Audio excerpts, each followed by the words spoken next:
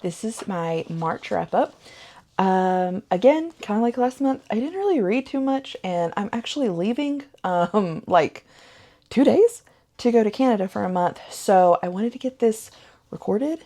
So I didn't get to read as much as I think I would want to, but I'm hoping next month will be decent. I'm taking a book or two with me. So the first book that I read last month was Bound by Hazelwood.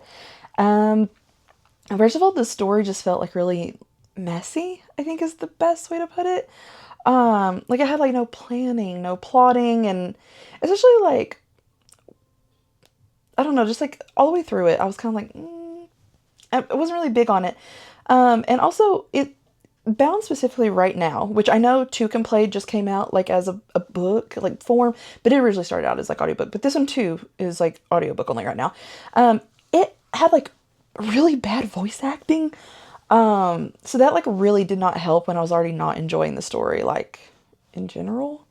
Also like, I'm just going to add at this point, cause I've read pretty much every Hazelwood book at this point.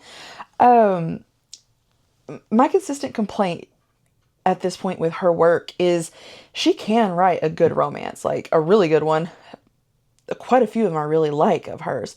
However, I do feel like with the quantity of her books coming out, the quality is absolutely plummeting.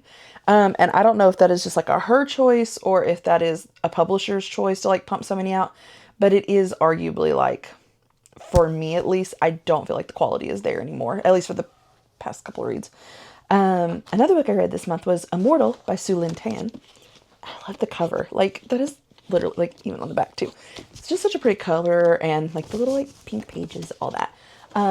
Okay, so you can, like, go back through, like, my other stuff. I love Lynn Tan's work. There's yet to be a book I've read of hers that I don't enjoy. I love how the writing feels just so rich and lyrical, and it really feels like you've just been sucked into the world that she's reimagined from the myth that she pulls from, and I really, really like her work for that. Like, it's just really nice. I will say for that one, the only qualm I did have was the beginning is, like, for, like, a standalone, right? So I think it's, like, about 400, it's about 400 pages. So, like, probably, like, a good, like, almost 100 pages. It's fairly slow. But I mean, honestly, once it found its footing, it was a really great read. So I'm not knocking it like too bad, but I know like a lot of people do not like, like slow start. I'm one of those people. I really would prefer a book to kind of start, as they tell a lot of writers, start as close to the action as possible. I feel like that had like a beginning active, like couple chapters, and then like it slowed and then pick back up. So obviously this one I've been plugging it, but The 90s Never Happened, the podcast I do with Daniel Egan and Bree Rose. We read more comics again. I got my list, so if you see me reading it, that's why. I read 7 more Spider-Man comics, 2 Punisher comics, a Captain America comic. Pretty much the same view I have so far when I do these comics. They're really not that good. Like I said, like, obviously you could tell from the title of the podcast, The 90s Never Happened. It's all 90s based comics, and I did not read any 90s comics. So for me, this is going in blind, and then like I talk about it. And these comics were just very dated is the best way to put it. And it really lowers my enjoyment when I'm having to like filter through like arguably really bad like thought processes and ideologies, things like that. Another book that I listened to this month was Spread Me by Sarah Gailey. Put it somewhere on the screen. Okay, so this got like a lot of hype, at least like I noticed a good bit of hype, especially like on TikTok, and a couple of people that I know that read also were like, yeah, you really need to read it since you like horror, blah, blah, blah. There was really nothing that stuck out to me with this book. It read dull despite the subject matter that it presents, like not only in like the synopsis, but just overall. I just expected a lot more due to the hype, I think, and just honestly, I'm going to be honest here. The only reason I finished it was so short. It was just like, I'm already like 3 hours in. It was like 5 or so hours. So I was like, pop that puppy on 3 times and go.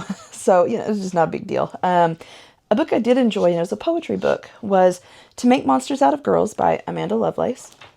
It's really cute. And like on the inside, give me like a second. On the inside throughout the reading, there's also like really lovely art, like throughout it.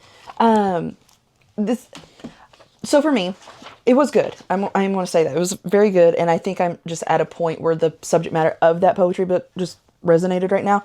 And like it's a poetry book that's like separated in like three sections with an overarching like theme or amount of themes. But yeah, modern poetry normally doesn't really work for me. Like I find it kind of lazy writing. That was actually very good. It was good enough that I bought two more of her poetry books when I saw them at Barnes and Noble.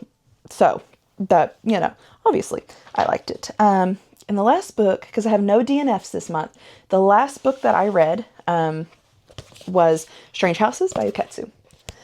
I actually just finished this like a day or two ago.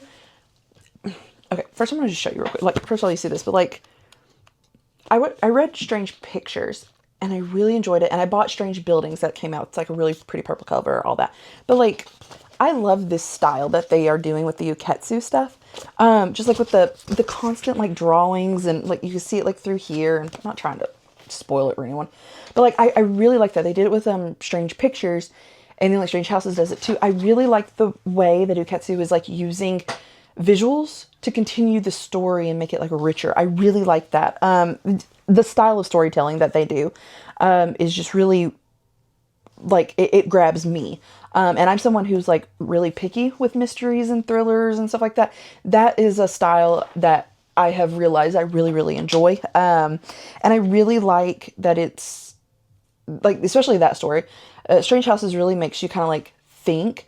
Like the characters like present things I really wouldn't have thought of for like that problem that they're like giving in the book. So it's like I really like that, like how it'll bring up stuff where you're like, oh, okay, and you're like referencing back to the pictures and all that. I really like that. And like I said, there's no DNFs I have this month, so that's that. I'm going to try and get this posted before I leave for Canada, and yeah, when I get back, I'll do one for April. Bye!